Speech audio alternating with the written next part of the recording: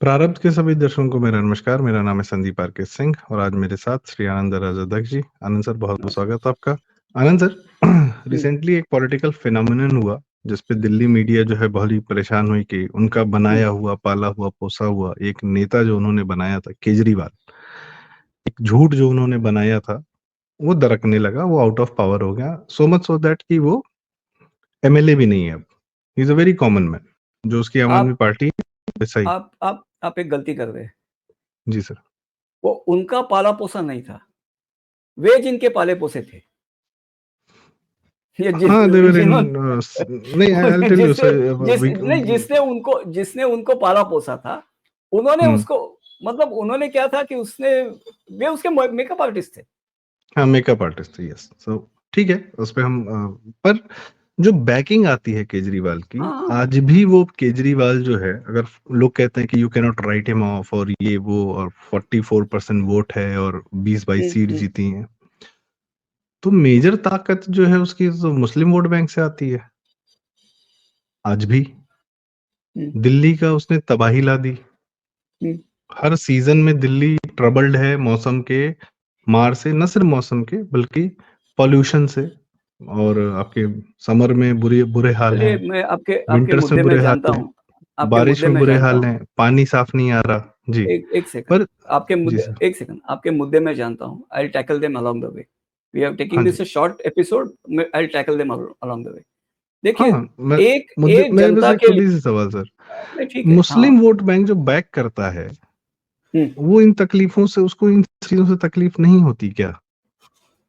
लालू प्रसाद के जंगल राज से हुँ, मुस्लिम को, बिहार के मुसलमान को तकलीफ नहीं होती क्या? माफिया राज जो यूपी में था, उससे क्यों, उसकी वजह से जो पलायन हो रहा था, मुज़फ्फर अली ने एक फ़िल्म बनाई गमन, जिसमें एक गमन। मुसलमान लखनऊ से या पता नहीं कहाँ से उठ के बंदा मुंबई में जा रहा है ड्राइवर गिरी करने। तो उससे उस नेता से मुस्लिम वो जो जनता है उसको तकलीफ नहीं होती क्या? अगर होती है, हिन तब हिंदू भी को तकलीफ मुस्लिम होती जनता है। क्यों तब भी मुस्लिम हिंदू जनता को क्यों ऐसे ही लोगों को हिंदू को चुनती है? तकलीफ होती है। हिंदू को देखिए दैट इज़ बिकॉज़ वो अपने सत्य। नैरेटिव के कैदी है। उनकी किताब ये कहती है 9:120 काफिर को तकलीफ दोगे तो तुम्हारे नाम नेकी लिखी जाएगी। और उनको ये बताया जाता है कि अपनी हुकूमत बढ़ेगी, अपना रुतबा बढ़ेगा, अपना रौब बढ़ेगा, अपना गलबा बढ़ेगा, वो बढ़ता है। तो उनके लिए उतना काफ़ी है। इन तकलीफ़ों से परेशान होकर अगर हिंदू एरिया खाली करता है और अगर इनको डे टू डे परेशानी करने देने में, जैसे लड़की छेड़ना है, बकरे बाँधना है, गंदगी करना है, कुछ भी फालतू चीज़ें जिसमें एक्चुअली पुलिस दखल नहीं देती।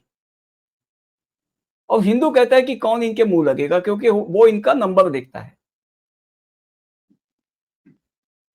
तो वो डरता उस बात से है कि मैं अगर इनसे उलझ जाऊं तो मेरे साथ नंबर नहीं है, उनके साथ नंबर है, मैं मारा जाऊंगा। तो वो वहां से भाग जाता है, संभल हो जाता है, संभल कहानी रिपीट हो जाती है। ठीक है, तो कैराना, कैराना है, संभल है। और वैसे तो एक कुरान में आयत है मेवात है। हर जगह ये। हुँ, देखिए कैराना फिनोमिनन हुआ था तो मैंने वो आयत को आयतुल कैराना कहा था। वो शायद 1781 है, जो कहती है कि काफी मतलब उनको समझ में ही नहीं आता कि हम धरती को चारों ओर कम कम करते आ रहे हैं, धरती तंग करते आ रहे हैं, उनको समझ में ही नहीं आता। So when they so actually what it says is this is what you should do, go on quietly encouraging from all sides so that the kafir feels totally helpless। तो ये इनकी पॉलिसी है। तो ये और जो इसका वोट एक देते फॉलो हैं नहीं एन नहीं एक मास। सेकंड, इसका जी। एक मिनट, इसका एक फॉलो आउट भी है। हुँ, जो काफिर परेशान होकर भागता है उसकी सबसे बड़ी कमीनियत क्या है? वो भागता है, उसके लिए वो अपने लोगों को जिम्मेदार मानता है कि मेरे साथ कोई खड़ा नहीं रहा, वो भी किसी के साथ खड़ा नहीं रहता।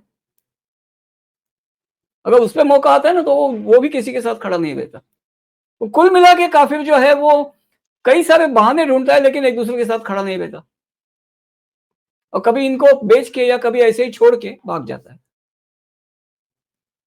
एक कश्मीर वाले का वीडियो था जो कहते कि वो लोग ऐसे ही निकल गए, तो ऐसे ही कोई घर छोड़ के भागता है क्या? पूर्वजों से पीढ़ियों से रह रहा आदमी ऐसे ही घर छोड़ के भाग जाता है? मतलब हमारे माँ बाप, मेरे मेरे पिताजी ने कहा मुझसे, मतलब he was putting his father on the line, so you से, आप उनके बाप को कुछ कहे कि तेरा बाप तो सारा टेररिस्ट था, तेरे से झूठ बोला है, तो मेरे बाप को झूठ बोलता है करके मारने को उसको बहाना मिलेगा। अब हो सकता है बाप ने झूठ बोला हो या ये बाप के नाम से झूठ बोलता हो, दोनों बातें पॉसिबल है। सिर्फ बेलिजरेंस जो है, मतलब जो एक लड़ने की वृत्ति है या लड़ने का दिखावा है, एक आक्रामकता है, वो तब ये दिखाते हैं जब ये झूठ बोलते हैं, हमेशा। और जिसको वो हमेशा, झूठ को वो हमेशा आक्रामकता से बैकअप करते हैं।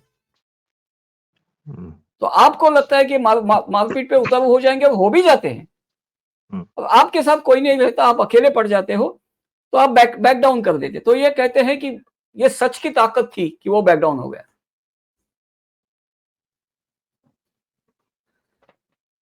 आप समझ रहे हैं बात को? जी जी, मैं इस पूरे समाज की मानसिकता की बात कर रहा हूँ सर। जैसे गाजा खाली करा रहा है Trump, they are bound by superstition, और वो सुपरस्टिशन उनके फायदे का है। दो चीजें हैं, एक फायदे की चीज को वो हेवनली डिक्री बता रहे हैं, तो जहां चाहे वहां वो सुपरस्टिशन की आड़ ले सकते हैं कि हम तो धार्मिक है, हम इसमें विश्वास करते हैं। अब वैसे तो ये है कि ऑर्गेनाइज कमीनापन है।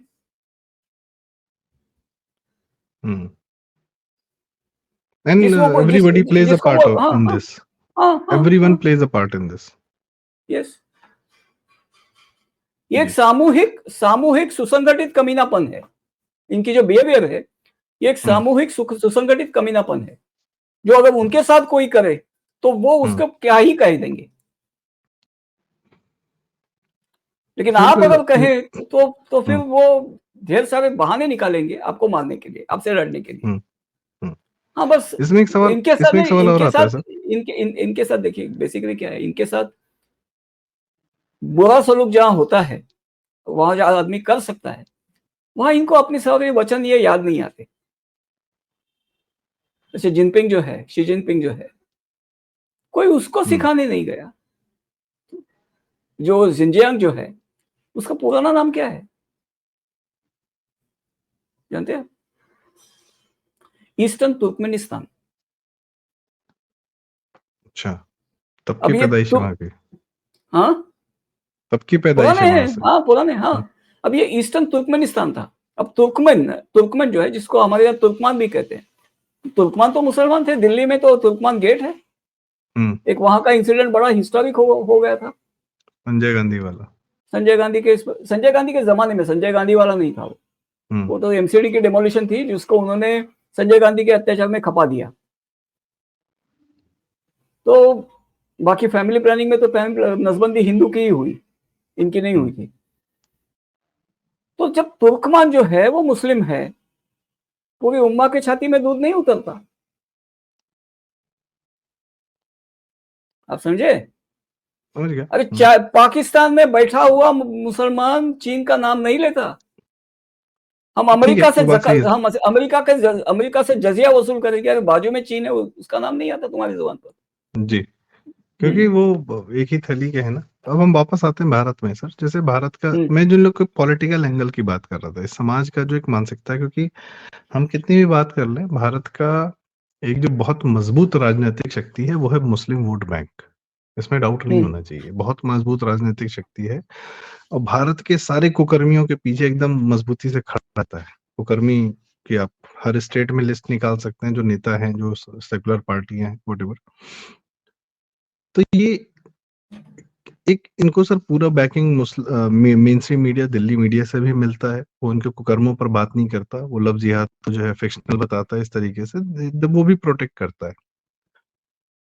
और जातिवाद की बड़ी बात होती है हिंदू में, तो क्या ये एक बार कभी लगता है कि क्या हिंदुओं में जाति की बात मेनस्ट्रीम मीडिया और मुसलमानों के माध्यम से ज्यादा होती है क्या? इतना जातिवाद तो हिंदुओं में है भी नहीं जितना ये लोग हमें बताते हैं।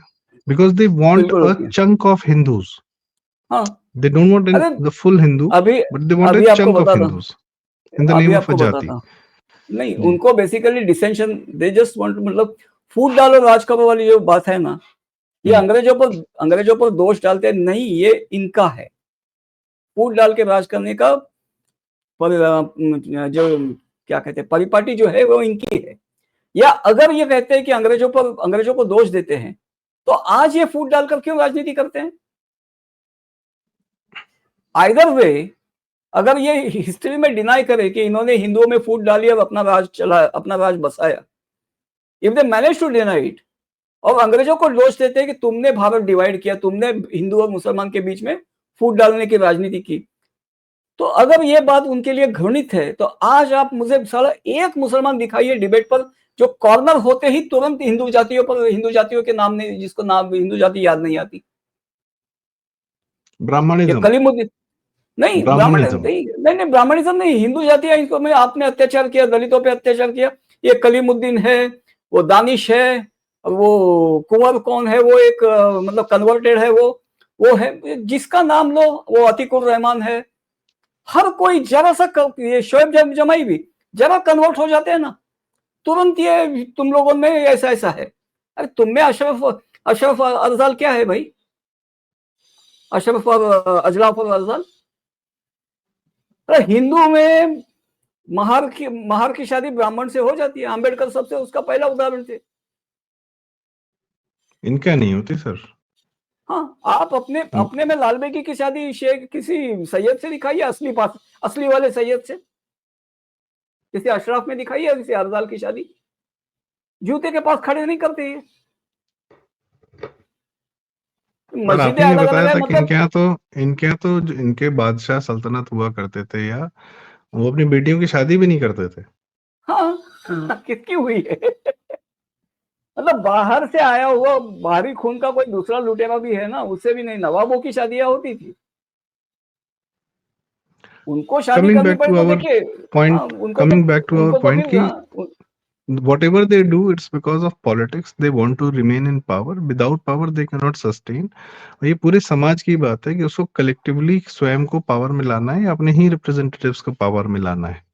और इसके लिए वो किसी भी हद तक जाते हैं कि हिंदुओं को जो तकलीफ पहुंचा सकता है नेता, उसी को चुनते हैं। जैसे केजरीवाल ने दिल्ली में एकदम अभी भी कितना नहीं, हार्डली वो ऐसा नेता चुनते हैं जिसको हिंदुओं को, मतलब जिसकी हिंदुओं के प्रति कोई लॉयल्टी नहीं है, जो इतना पावर ओके, हंग्री है कि पावर के लिए वो कुछ भी करेगा। वो बिकने को भी ठीक है, तैयार रहता है। जिसको एमकेडी कहते हैं वो टाइप का नेता चुनते हैं वो। What is MKD? यानी तो एक गाली है। ठीक, तो आप बता रहे थे कि हाँ, नहीं ऐसे ही तो लोगों के ऐसे सही लोग को हाँ, चुनते हैं। आप ही कह रहे उनके थे कि हाँ, माथे पर प्राइस टैग लिखी होती है, जो ये पढ़ पाते हैं, इनको वो विद्या है इनके पास, वो प्राइस टैग पढ़ने की। जो तो ये बिकने को ऐसे तैयार है लोग, वैसे ही हिंदू को। हाँ, वैसे हिंदू को बैकअप करते हैं। बताइए, तो मतलब शिवसेना से उद्धव ठाकरे को निकाल रहा है क्योंकि वो बिकने को तैयार था, वो और उसका बेटा उसके पीछे दुर्भाग्य खड़े हो है। गए। हाँ, दुर्भाग्य है, वो महाराष्ट्र का दुर्भाग्य है कि इनको वो एक ही जनरेशन में बिगाड़ने होता है। बाकी अब मल्टीपल जनरेशन से लड़ते रहिए, एक ही जनरेशन में एक कमजोर पा जाएंगे, दे विल विन। बिल्कुल, आपको मतलब वो ऐसा आदमी खोजते हैं जिसको पावर की इतनी पड़ी है कि वो कुछ भी करेगा, जिसके लिए फिर anything is meaningless, only power means something. जो बस नाम से हिंदू है, हरकतें मुसलमान वाली हैं, क्योंकि पावर की इनको भी पड़ी है, पावर की उसको भी पड़ी है। ये भी कुछ भी करेंगे, वो भी कुछ भी करेगा।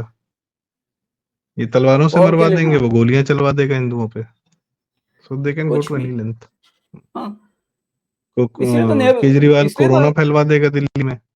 हाँ, इसलिए तो देखिए ना, ये नेहरू के जमाने में इतना ये क्यों था? Why did they back Nehru or Indira so much? They were anti-Hindu. हाँ, so they were never pro-Hindu. See, Nehru was the biggest accident. वो accidental हिंदू खुद को कहते हैं ना, हिंदू बाय एक्सीडेंट. तो हिंदू सनातन धर्म को हुआ सबसे बड़ा एक्सीडेंट नेहरू था.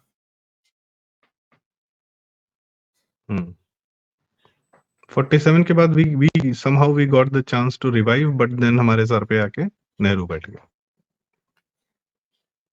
Okay. तो sir thank you so much Anand ji, बहुत आपने डिटेल में इस्लाम को जो आप परिभाषित करते हैं इस पर लगातार चर्चा बड़ी जरूरी है, क्योंकि ये समाज जो हमारे साथ रह रहा है अभी मैं सुन रहा था किसी से कि वो आए थे लखनऊ, फिर कहते हैं यार यहाँ तो बड़े सारे मुसलमान दिखते रहते हैं. हम went to Mumbai for after very long time, 4-6-7 साल बाद.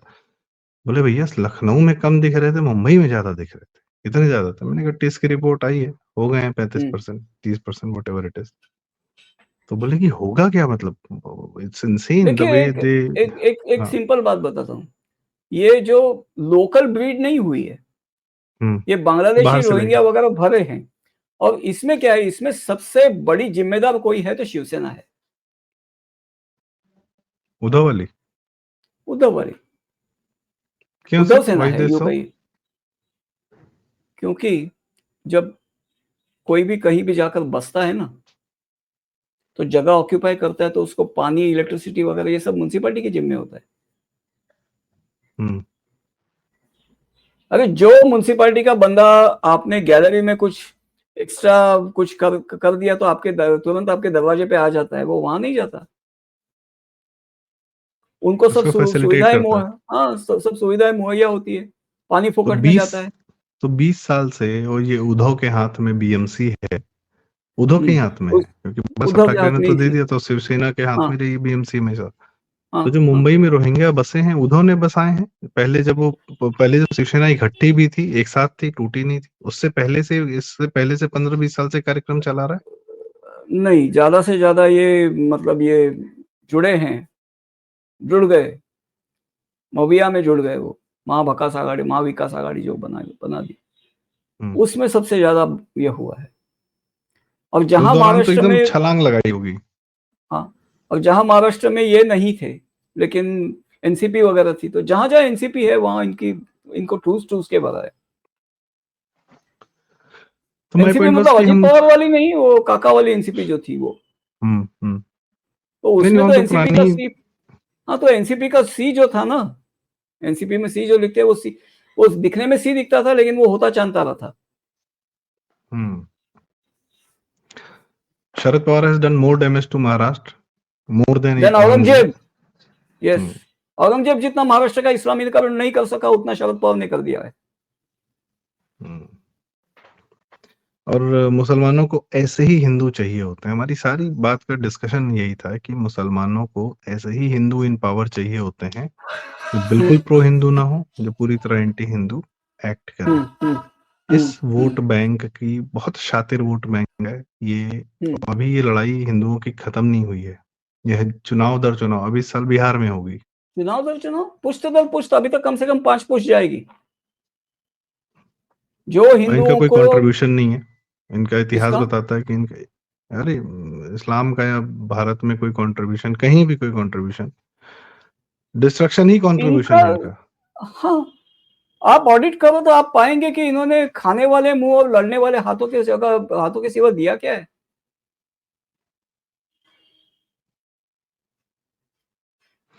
ठीक है. और इसमें ना आप दर्शकों सऊदी, दुबई और ये सब के लोगों को मत जोड़िए. They have lived Islam for 1500 years. Now they saw life for the very first time in last 50 years. अब वो लाइफ की तरफ आगे बढ़ रहे हैं, इसलिए पीछे अपना छोड़ते जा रहे हैं. अरे देखिए, एक बात बताता हूँ, एक मिनट.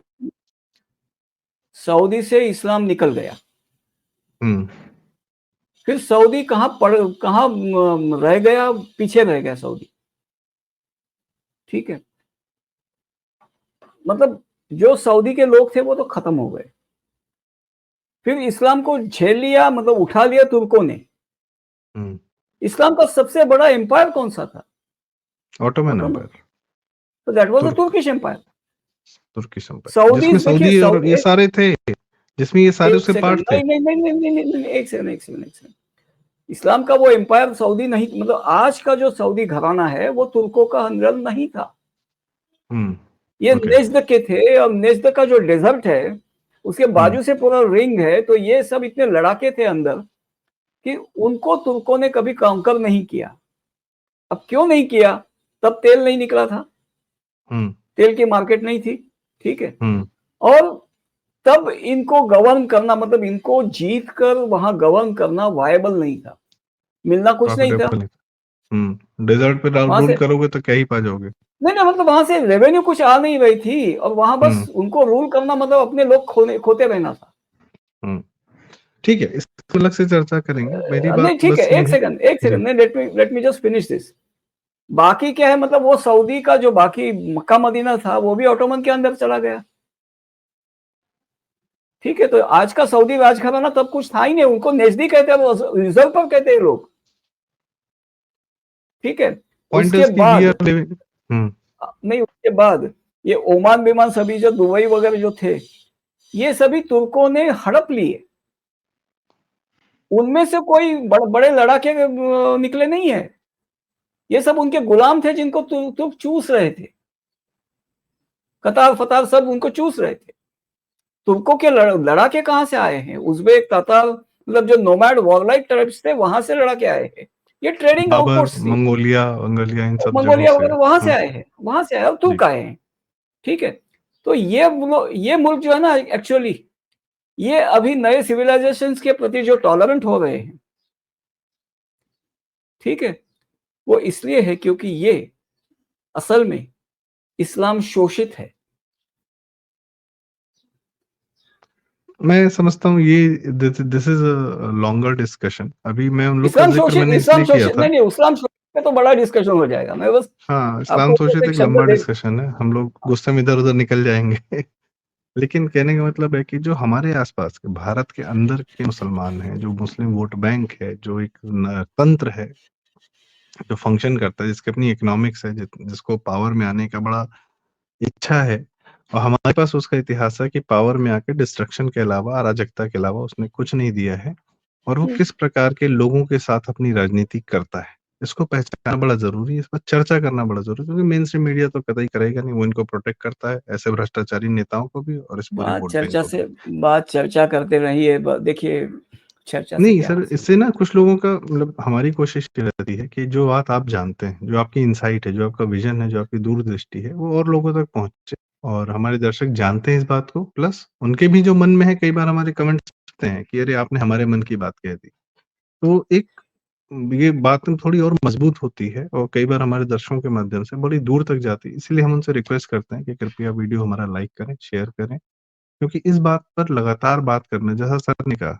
कि अभी ये पुश्त दर पुश्त की लड़ाई है, बड़ी लंबी लड़ाई है, और इसमें हारने का हमारे पास कोई स्कोप, कोई लग्जरी है नहीं, रत्ती भर भी, 1 इंच भी नहीं छोड़ना है। लगातार बातचीत, चर्चा, कन्वर्सेशन, एंड कन्वर्सेशन से क्या होता है, चीजें ऑन रियलिटी भी आती हैं, ऑन ग्राउंड भी आती हैं। आप देखिए आज की डेट में हम लोग कैसे नेता चुन रहे हैं, और किस प्रकार की अपेक्षाएं हैं हमारी अपने नेताओं से, और पहले सत्ता में रहने का महत्व, उसके बाद समाज में परिवर्तन आता रहेगा, बेहतर होता रहेगा। तो आनंद सर, बहुत बहुत धन्यवाद। आप जो इस्लाम पर जो आपकी जानकारी है, इन लोगों की जो इनसाइट्स आपको पता है, आपको लगता है आपको मतलब कि it is knowledge, but it is not. तो मेरी कोशिश रहती है कि आपके माध्यम से आम जनता तक ये बातें पहुंचे, क्योंकि मैं खुद पहले नहीं जानता था, धीरे धीरे धीरे आप ही लोग के माध्यम से जान रहा हूँ। तो प्रयास है कि ज्यादा से ज्यादा लोगों तक पहुंचे। तो दर्शकों, बहुत धन्यवाद हमें सुनने के लिए, और कृपया वीडियो लाइक करें, शेयर करें, चैनल ज़रूर सब्सक्राइब करें, प्रारब्ध और आनंद सर का चैनल आनंद आख्यान, और कमेंट्स में अपनी राय हमें ज़रूर बताएं। तो बहुत-बहुत धन्यवाद। नमस्कार। आनंद सर, धन्यवाद सर।